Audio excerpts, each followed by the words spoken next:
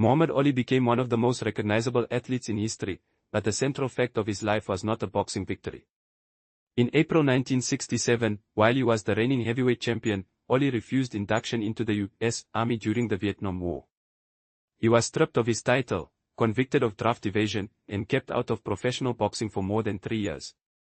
This biography of Muhammad Ali follows how a Louisville teenager named Cassius Clay became a world champion, a religious convert, a political target, and a global figure whose influence reached far beyond the ring. Muhammad Ali was born Cassius Marcellus Clay Jr. on January 17, 1942, in Louisville, Kentucky. His father, Cassius Marcellus Clay Sr., worked as a painter and made signs. His mother, Odessa Grady Clay, worked in domestic service. He grew up with his younger brother Rudolph, who later became known as Ramon Ali. Louisville was part of the segregated American South. Black residents faced restrictions in schools, housing, restaurants, and public accommodations.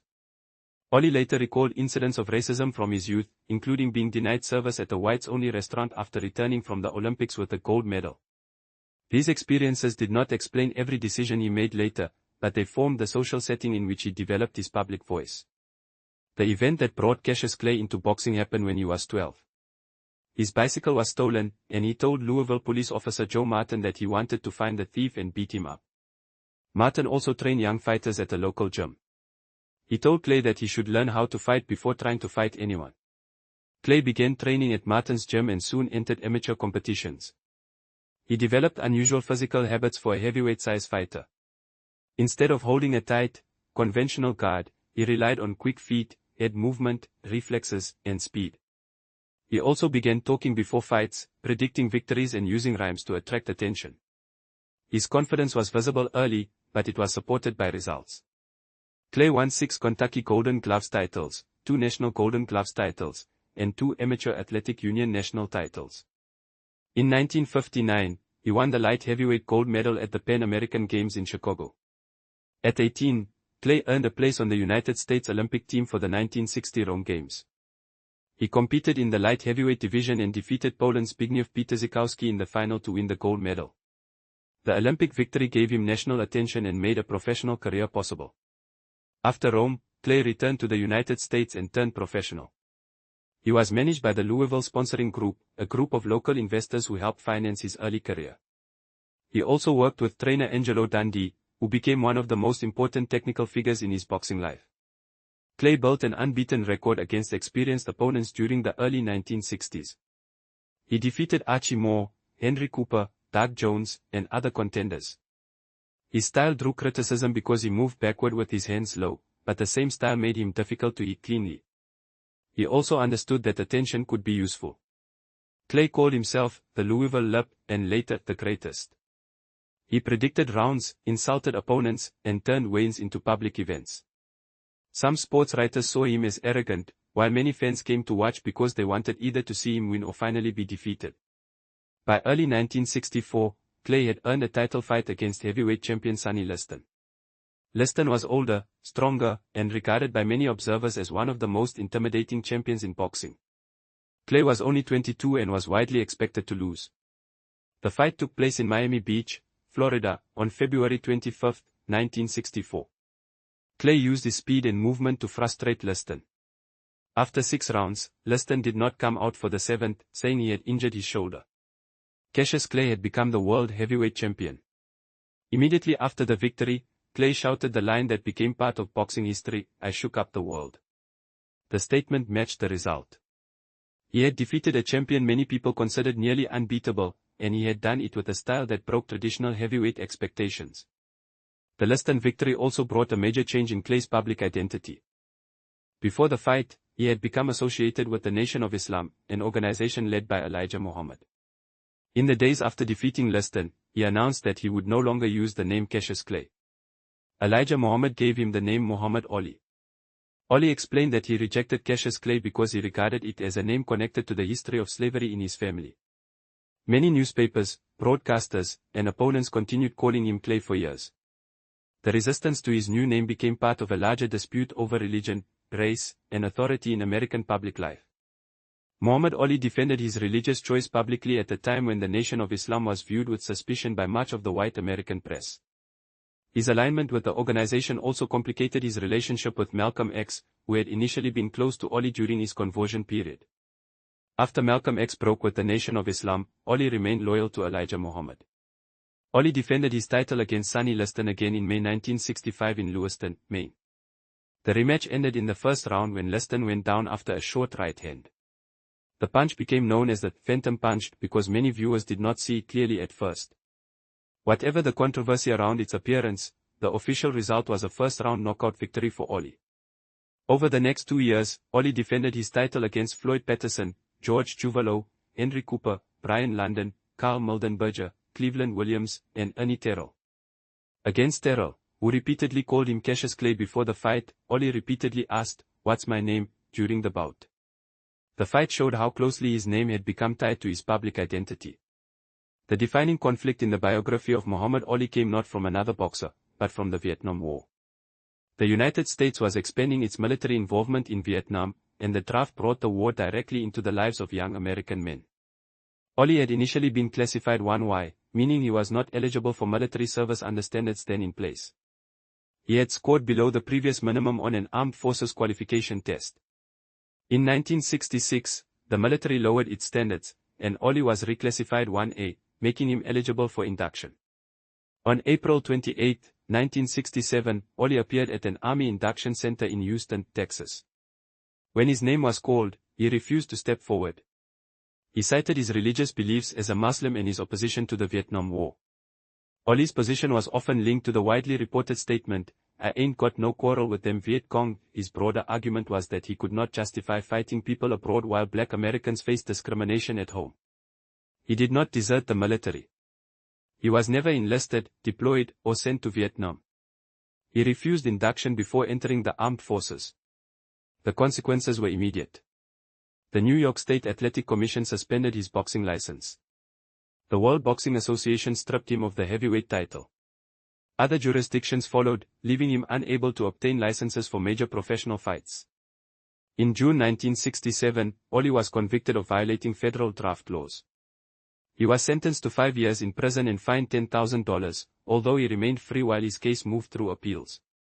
He lost his title, his ability to earn from boxing, and the competitive time that many athletes used to establish their dominance.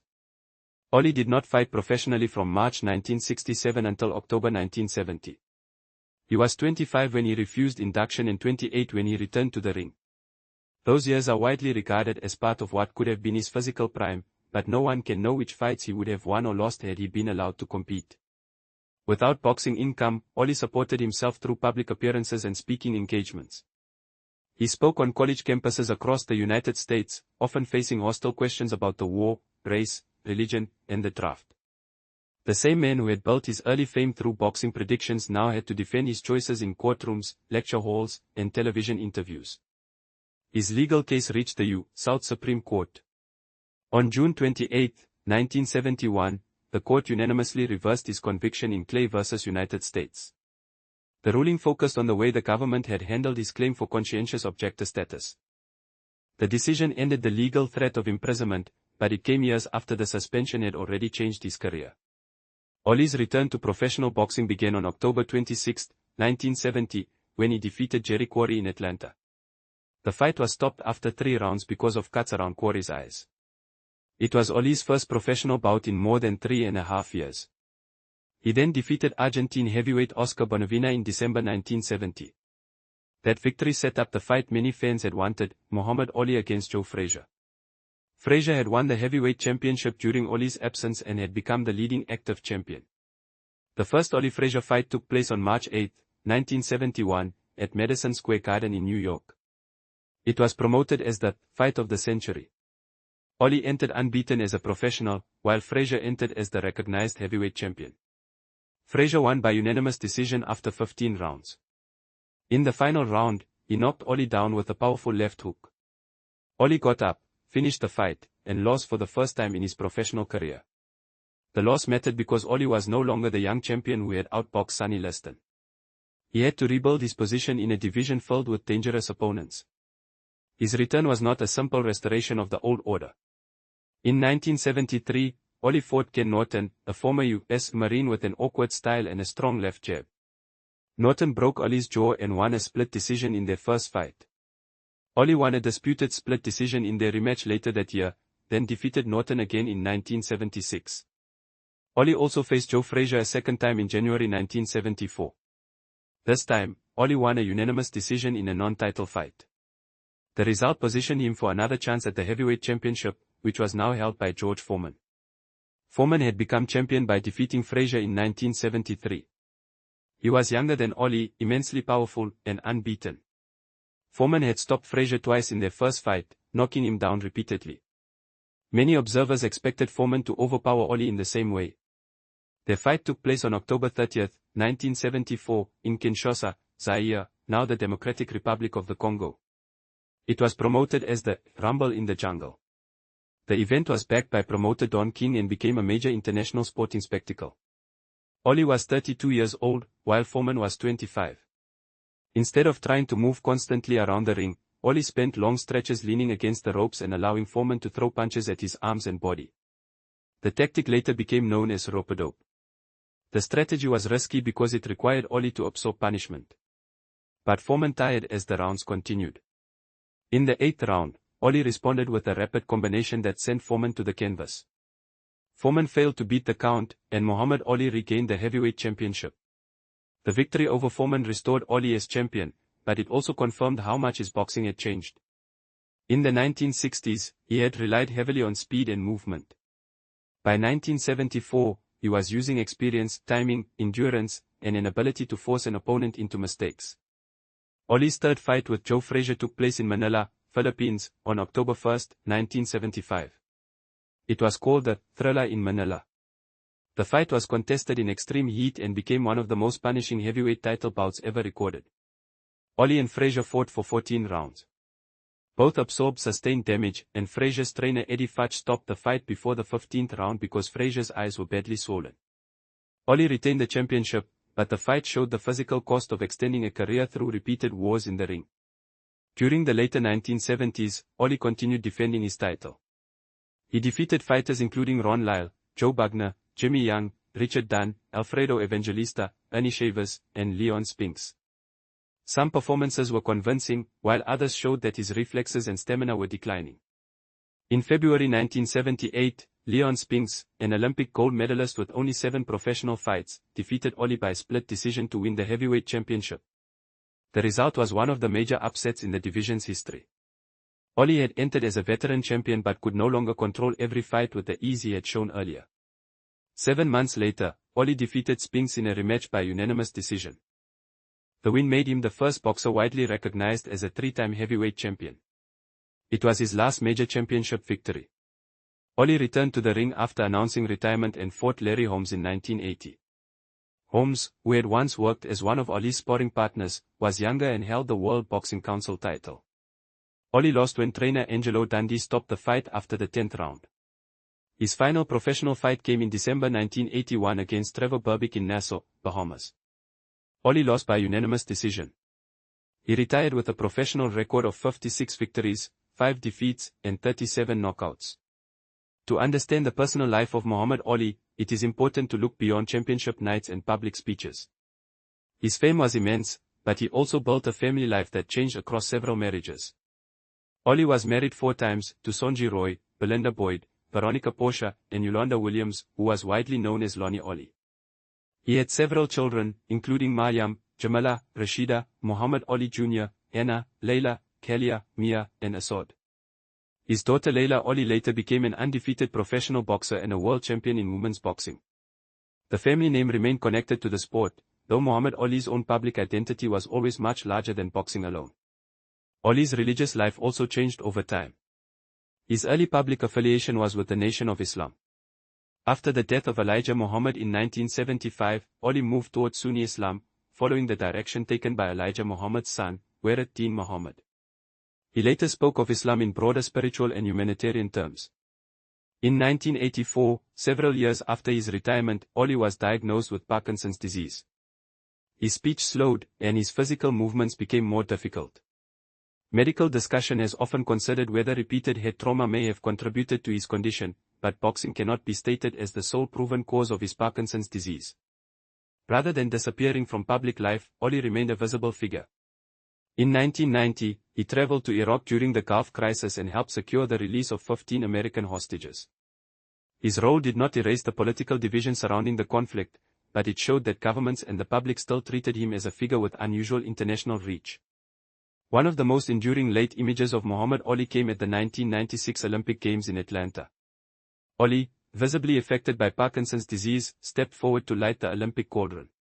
The moment connected the young Olympic gold medalist from Rome in 1960 with a later generation that knew him as a champion, activist, and public symbol. In 2005, President George W. Bush awarded Ali the Presidential Medal of Freedom, one of the highest civilian honors in the United States. The award reflected a remarkable change in his standing. The man stripped of his title and condemned by many Americans in 1967 had become an official national honoree. Muhammad Ali died on June 3, 2016, in Scottsdale, Arizona, at the age of 74. His funeral was held in Louisville, the city where his bicycle was stolen, where Joe Martin introduced him to boxing, and where Cassius Clay first began building the skills that made Muhammad Ali possible. The biography of Muhammad Ali includes Olympic gold, 3 heavyweight championships, 56 professional victories, and some of the most famous fights in boxing history. But his career cannot be separated from the title he lost outside the ring, the prison sentence he appealed, the years he could not box, or the decision to insist on his own name and faith. Muhammad Ali's personal life, religious journey, illness, marriages, children, and public work reveal a man who remained under intense attention long after his final fight. His sporting record made him a champion. His refusal to surrender his beliefs, despite the concrete professional cost, made him a figure whose life became part of the history of American sport, civil rights, war, religion, and public dissent.